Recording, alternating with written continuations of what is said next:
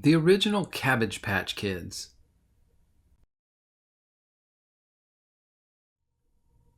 Hello, and welcome to Bible Scribe. Thank you for joining me in this video where we're going to learn together about the original Cabbage Patch Kids. Balaam in Egypt. We're going to start our journey to learn about these Cabbage Patch Kids. Perhaps what was the original Cabbage Patch Kids? And the place we're going to start looking is actually probably somewhere you wouldn't expect. In the book of Jasher, chapter 67. Now just be aware this is the time right before the Israelites became the slaves of the Egyptians. And that's where the story picks up here in Jasher chapter 67. In verses 8 through 10, we read, "And it was after the death of the king of Chittim that Balaam the son of Beor fled from the land of the Chittim, and he went and came to Egypt to Pharaoh, king of Egypt. And Pharaoh received him with great honor, for he had heard of his wisdom, and gave him presents, and made him counselor, and aggrandized him. And Balaam dwelt in Egypt in honor with all the nobles of the king, and the nobles exalted him, because they all coveted to learn his wisdom." So be aware that Balaam, as it speaks of here, has come from the land of Chittim. Now that is the land of Italy or Rome. In ancient times, it was called the Chittim. There are other exploits of Balaam that can be read about in the book of Jasher, but just know that he's fleeing Chittim and he's going to Egypt. And he starts to serve under the Pharaoh. Now, he is a well-known magician and or sorcerer, and so he is known for his abilities and powers and conjuring. And so the Pharaoh welcomes him as a counselor in his courts, and he receives acclaim from the nobles in Egypt at this time. And yes, this is also the Balaam of the Bible, where we read about Balaam and the story of his donkey. And I do have another video that completely goes over the story of Balaam and his donkey on my channel. Pharaoh's Dream. Now continuing in Jasher chapter 67, verses 11 through 15, we read about a dream that the Pharaoh has. It says, "And in the 130th year of Israel's going down to Egypt, Pharaoh dreamed that he was sitting upon his kingly throne, and lifted up his eyes and saw an old man standing before him. And there were scales in the hands of the old man, such scales as are used by merchants. And the old man took the scales and hung them before the Pharaoh.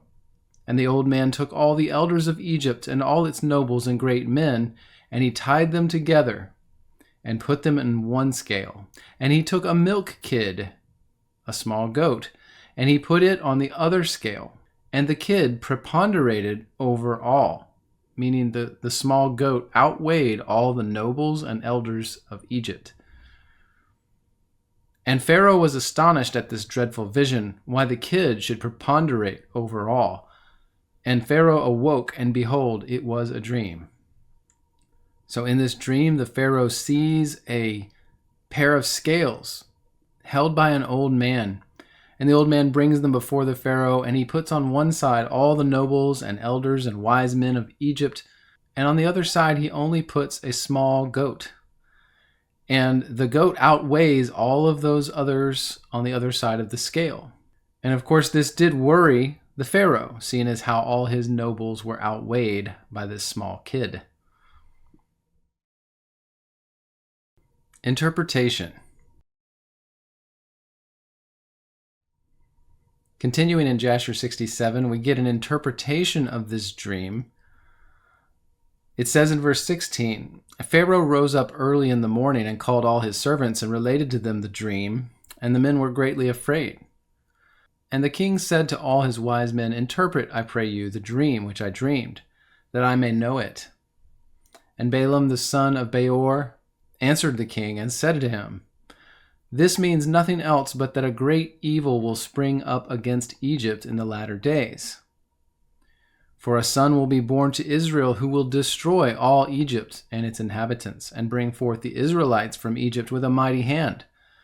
Now therefore, O king, take counsel upon this matter, that you may destroy the hope of the children of Israel and their expectation before this evil arises against Egypt. So Balaam immediately answers the Pharaoh's request to interpret his dream, saying that this kid was a man who would be raised as a part of Israel that would help Israel overthrow Egypt. And so, of course, this troubled the king. In verse 44, it says, "And the king said to Balaam, Why dost thou say, Balaam, speak thy word that we may hear it?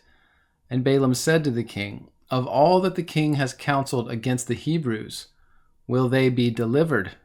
And the king will not be able to prevail over them with any counsel.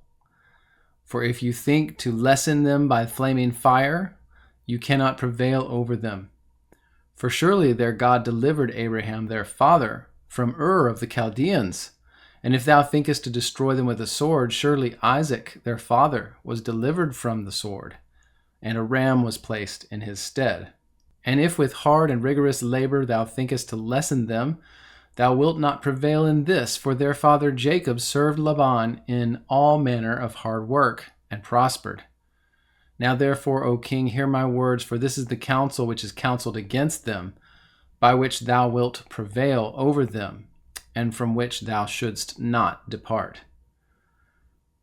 So see in this speech that Balaam gives to the Pharaoh that he is telling him, you have to be careful how you deal with these Israelites because their God has saved them so many times in so many different ways. And he gives all these examples.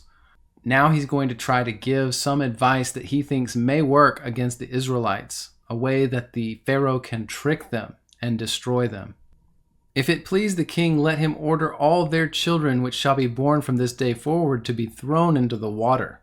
For by this canst thou wipe away their name. For none of their fathers were tried in this manner." And the king heard the words of Balaam, and the thing pleased the king and the princes. And the king did according to the word of Balaam. And the king ordered a proclamation to be issued and a law to be made throughout the land of Egypt, saying, Every male child born to the Hebrews from this day forward should be thrown into the water. And when the children of Israel heard this thing which Pharaoh had commanded, to cast their male children into the river, some of the people separated from their wives, and others adhered to them. So Balaam advises the Pharaoh that the only way to kill these Israelites or keep them from breeding and overtaking Egypt was for the Pharaoh to order all the male Hebrew sons be thrown in the river as they were born. And then it says when the Israelites heard about this proclamation that the Pharaoh made, that they started, some of them decided they weren't going to have children, so they separate from their wives, while others continued as normal, but all with the understanding that the Pharaoh was out to kill any males that were born to them, to stop them from procreating and growing as a people. The Cabbage Patch. Now this is where it gets interesting. So we've heard that the Pharaoh has decided, based on a vision he had that scared him because it looked like that Egypt would be overthrown, and then Balaam's counsel to him to try to kill all baby male Israelites as they were born. But now we see an amazing thing happen in this text. So starting in verse 54 of chapter 67 of Jasher, we read, "And from that day forward, when the time of delivery arrived to those women of Israel who had remained with their husbands, they went to the field to bring forth there. And they brought forth in the field and left their children upon the field and returned home." So the Israelite women who'd still stayed with their husbands and continued to have intercourse and prepare for having children would go ahead and have their children, but they would go out into the fields to bring them forth. They would deliver their children in the fields amongst the crops.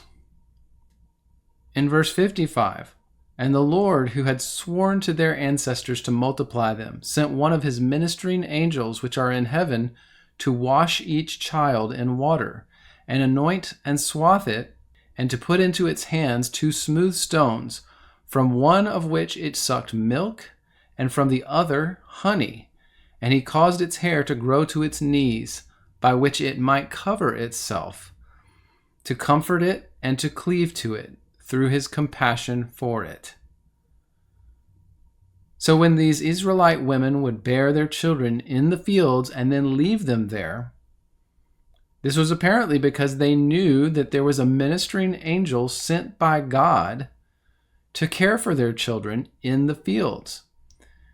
It says that this angel would anoint and swaddle the child and put in its hands 2 special stones, from which one the child could get milk, and from the other it could get honey, so that it had nutrients to grow.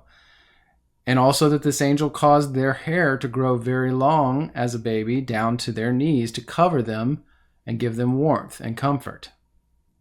And this story gets even a little more spectacular. In verse 56, "And when God had compassion over them and had desired to multiply them upon the face of the land, he ordered his earth to receive them, to be preserved therein till the time of their growing up. After which the earth opened its mouth and vomited them forth, and they sprouted forth from the city like the herb of the earth, and the grass of the forest. And they returned each to his family and to his father's house, and they remained with them. And the babes of the children of Israel were upon the earth like the herb of the field, through God's grace to them." So this passage is pretty much almost the most amazing thing I've read in recent history. Not only did Pharaoh consult with this magician, decide to try to kill all born males of the Israelites, to take their babies as they were born and throw them in the river. But then God provided a way to preserve the Israelites. Now remember, Israel was the nation that God had chosen amongst all nations as the one that he would take as his own, and through them, of course, show his glory to the world. Well, of course, he would have to preserve his nation if he was going to do that. And so in this case, that's exactly what happened. The way God decided to preserve the Israelites as the Pharaoh was trying to kill all of their babies was by having the Israelites go and deliver their children in the fields, leave them there for a ministering angel to then take care of them, but then also for the earth to then swallow the children and hold and protect them until the time they were grown enough to then rejoin their families. Could this be the origin story for what we call Cabbage Patch Kids or Cabbage Patch Babies? It seems to have a striking resemblance to the stories going around the internet right now about Cabbage Patch Kids. And no, we're not necessarily talking about the dolls, but we're talking about the stories of things from the early 1900s, late 1800s, where we see postcards that have children seemingly being born in cabbage patches or the fields, just like this story says happened with the Israelites in Egypt. An absolutely fantastic story that is nestled in this book of Jasher that most people probably haven't read or stumbled across, but does seem to give the similar account to what we see in the stories of Cabbage Patch babies. But little do people know that this story seems to have originated, possibly, in this writing. Egyptian Plow. Now, the Egyptians realized that this amazing thing was happening, actually.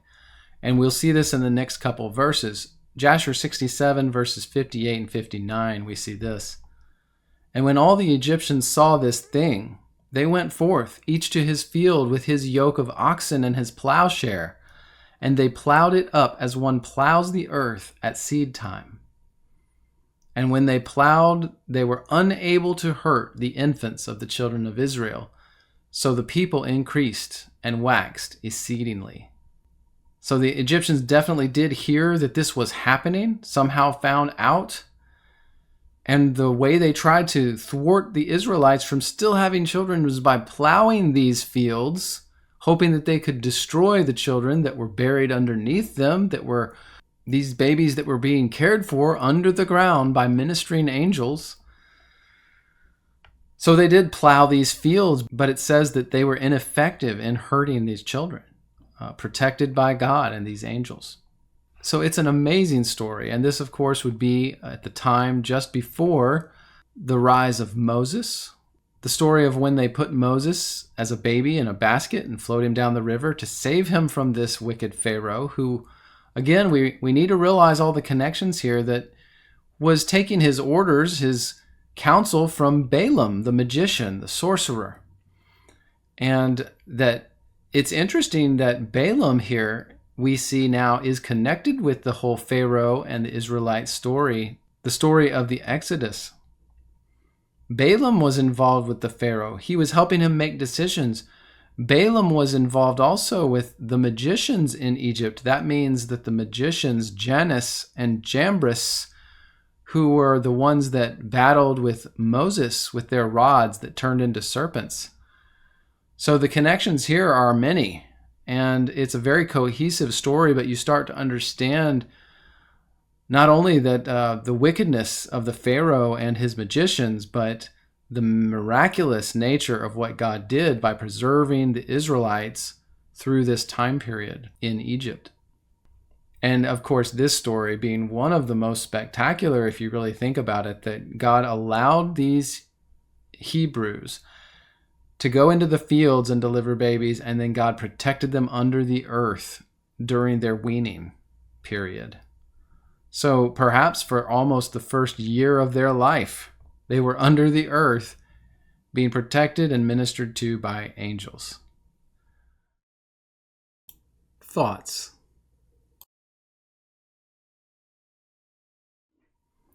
So what could be more fun than finding a story like this in one of these ancient writings that connects to something that we're all kind of wondering about, we're looking at? So I did, of course, consider, was this story in Jasher about the Israelites, was that the origin story for some of the things that we see in, for instance, these postcards in the late 19th century, early 20th, that show babies being born in cabbage patches or fields of crops? And then there's, of course, the interesting stories that people have found about, incubator babies at the same time period. This concept kind of connects to the orphan trains, all these weird things with children at that time period. So I did consider that. I won't say that I found any remarkable connections between this story in Jasher and those postcards or information about Cabbage Patch children in the late 19th century. But it seems so similar that it seems like there might be a connection there. So I'm going to continue looking for that. And then, of course, we do come to the modern time, and we know that the Cabbage Patch Kids dolls were created. And so you have to wonder, well, what was the origin story for that? And I will say that all I found out about the Cabbage Patch dolls was that they were originally, the concept came from some dolls made by a lady named Martha Nelson, that concept had nothing to do with cabbage patches or anything like that. It was just the dolls. And then a man named Xavier Roberts came along. He kind of turned the idea of this lady's dolls into an adoptable doll. Instead of selling the dolls, he told people that they were adopting the dolls. And so that was his idea, to add the adoption idea to the dolls themselves. Then later on, the company named Coleco, which is actually a moniker for the Connecticut leather company, Coleco. If you're like me, you remember ColecoVision, which was a gaming platform, a television video game system I played video games on as a kid. But I digress. The Coleco company bought the Cabbage Patch doll idea from Xavier Roberts. At that time, still, it had nothing to do with cabbage patches or farm crops or fields or anything like that. It was just the dolls, and they were adoptable. And then a man came along named Roger L. Schlafer. And he was apparently, I tried to do some background looking on him. I couldn't find much. From the photos of Roger Schlafer, he looks like possibly a Frenchman. And according to etymology on his name, it seems like his name is somewhat of a French type name, Schlafer. And I'm probably saying that wrong. But anyway, he came along from a marketing perspective and then built the story of the Cabbage Patch into these adoptable dolls that had been developed by Xavier Roberts. So that's how the idea of the Cabbage Patch Kids dolls came about and became what it is. Again, I did some looking, but I couldn't find any connection between this Roger Schlafer guy and the idea of the Cabbage Patch Kids and maybe the origin story of that. Did it come from these old Hebrew tales of when the Hebrews and Israelites were in Egypt and the Lord was protecting their babies in the fields under the earth until they were ready to come out and then join their families? It's just an interesting connection, such a very tight parallel. It just seems like there's something there. So I just wanted to mention that I thought through those things. I have started looking and as of yet have not found all those connections. But I welcome you to join me in that search. Can you find anything out about this? Are there connections there that I haven't seen yet and that are waiting to be found? But that's about it for the story from the book of Jasher, chapter 67. I hope that you take some time and read that story on your own. The book of Jasher has some incredible information about that time period, more so than is in the Bible, actually. So you get a little extra detail like this little nugget of a story that's just amazing. So thank you for your time. God bless.